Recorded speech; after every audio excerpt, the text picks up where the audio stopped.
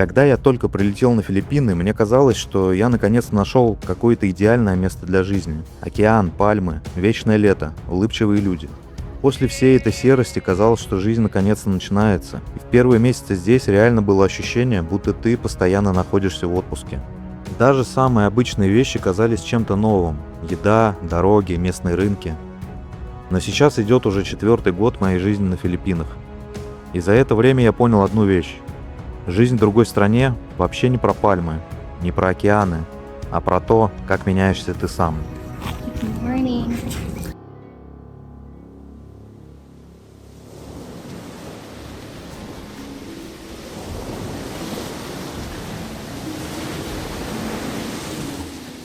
Наверное, почти у каждого человека есть момент, когда ему хочется просто все поменять. Уехать куда-то далеко, начать жизнь заново. И когда ты первый раз попадаешь на Филиппины, эта страна очень легко продает тебе эту мечту. Особенно если ты приехал из места, где полгода холодно, серо, и вокруг все уставшие и мрачные. А тут ты выходишь из аэропорта, и сразу другой мир. Теплый воздух, пальмы, фрукты, океан буквально рядом. И кажется, ну вот же она, та самая жизнь. Причем самое интересное, вначале тебя радуют вообще какие-то мелочи. Ты едешь за фруктами, уже счастлив. Когда просто садишься в машину, едешь куда-нибудь вдоль побережья, уже кайф. Даже местный хаос первое время кажется прикольным. Ты на все это смотришь как турист, и это очень важный момент. Потому что пока ты турист, тебе почти все нравится. Но потом происходит странная вещь. Филиппины перестают быть отпуском и становятся твоей обычной жизнью. И вот тогда начинается уже совсем другая история.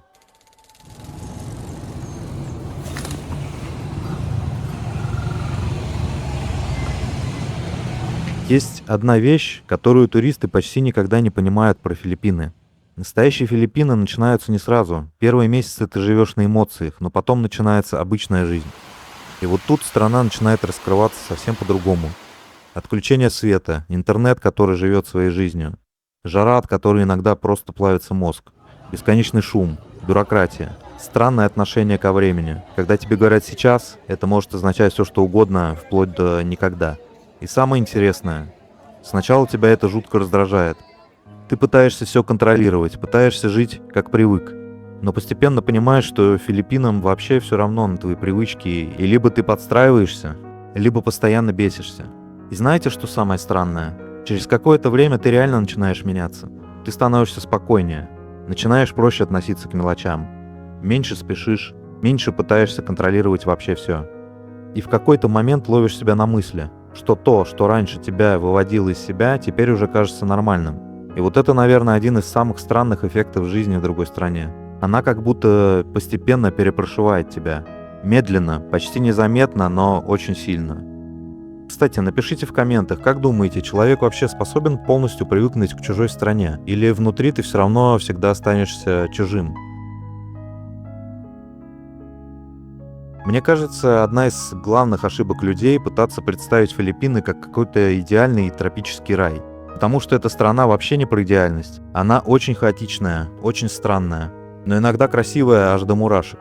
А иногда настолько абсурдная, что ты просто стоишь и не понимаешь, что происходит. Возможно, именно поэтому она и цепляет. Потому что здесь все настоящее. Здесь нет ощущения стерильности, нет ощущения, что жизнь специально подготовили для туристов. Ты буквально каждый день видишь какой-то контраст. С одной стороны невероятный океан, с другой бедность. С одной стороны добрые и очень открытые люди, с другой полный бытовой хаос. И со временем ты перестаешь делить это на хорошо или плохо. Ты просто начинаешь воспринимать это как жизнь, настоящую, неотфильтрованную. Иногда мне кажется, что именно поэтому многие люди влюбляются в Филиппины. Либо же не могут выдержать здесь и года. Потому что эта страна очень быстро снимает с тебя все ожидания и показывает жизнь такой, какая она есть, без декораций. Good morning. Еще одна вещь, которую я вообще не понимал в начале. Жизнь в другой стране — это не только про страну. Очень много зависит от людей, которые рядом. Потому что со временем ты начинаешь понимать, самые важные воспоминания вообще не связаны с какими-то туристическими местами. Не с пляжами, не с красивыми видами, а с самыми обычными моментами. Когда вы просто едете куда-то на машине, когда берете еду на вынос, когда сидите дома во время очередного ливня или же тайфуна, Когда внезапно отключили свет, и вы просто разговариваете в темноте. И именно в такие моменты ты начинаешь чувствовать, что это уже не просто путешествие, это уже часть твоей жизни. Мне кажется, за эти годы я вообще стал иначе смотреть на многие вещи. На отношения, на людей, на то, что вообще важно. Когда живешь в совершенно другой культуре, это очень сильно ломает твои привычные взгляды. И иногда это довольно тяжело, но одновременно это и очень дополняет и меняет тебя. Ты начинаешь меньше судить людей, меньше делить все на правильно и неправильно, и больше понимать, что мир на самом деле немного больше, чем твоя привычная картина. И вот за это я, наверное, Филиппинам очень благодарен. Кстати, вообще, если вам заходят такие более личные и настоящие видео, можете поддержать ролик лайком. Я обычно снимаю больше влогов и поездок, но иногда хочется просто спокойно поговорить со зрителем. Так что, если формат такой нравится, то дайте знать. Наверное, самое странное ощущение за эти годы — это ощущение дома. Потому что со временем ты перестаешь понимать, где он вообще находится. С одной стороны, ты уже привык к Филиппинам. У тебя здесь своя жизнь, свои маршруты, свои привычки, свои люди. Ты уже знаешь, где лучший рис, где нормальный интернет, где лучше купить рыбу, где тебя уже узнают. Но при этом внутри ты все равно понимаешь, что ты здесь не местный. И вот это очень странное состояние. Когда ты уже как будто не совсем там, где родился, но и полностью своим здесь тоже никогда не станешь. Иногда я ловлю себя на мысли, что уже давно не помню, как выглядела моя старая жизнь. Какие-то вещи вообще стали казаться очень далекими. Это даже, знаете, немного пугает. Потому что даже время здесь идет как-то странно. Дни смешиваются, месяцы пролетают. И внезапно ты понимаешь, что прошло уже больше 3 лет. И сейчас уже идет 4-й год моей жизни здесь. Хотя кажется, будто все начиналось совсем недавно. Знаете, иногда мне кажется, что иммиграция — это вообще не про переезд. Это про постепенное изменение тебя самого.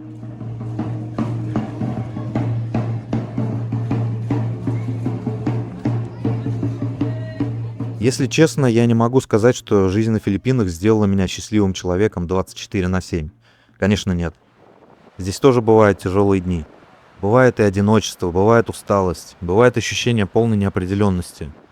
Но при этом Филиппины научили меня очень важным вещам. Наверное, главное из них — жизнь не обязана быть идеальной, чтобы быть настоящей. Раньше мне казалось, что для счастья нужно какое-то идеальное место, идеальные условия. Какой-то момент, когда все наконец-то станет хорошо.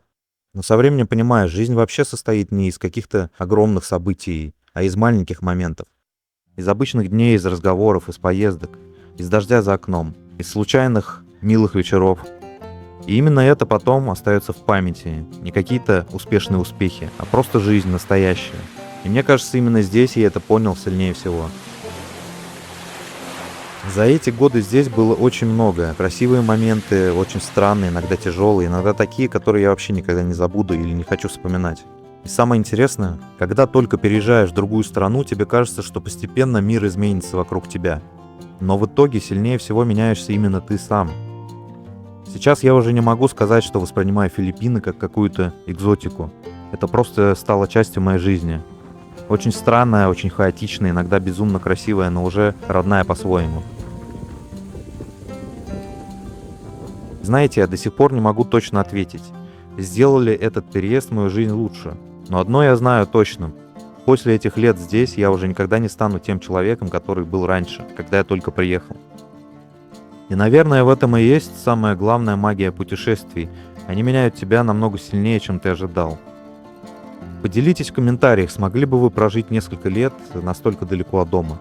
И как думаете, человек вообще может чувствовать себя дома сразу в 2 странах? Мне реально интересно почитать ваши мысли, и спасибо большое, что проживаете часть этой истории вместе с нами. Отдельное спасибо тем, кто иногда поддерживает наш канал. Особенно сейчас, когда YouTube стал немножко сложнее. Спасибо.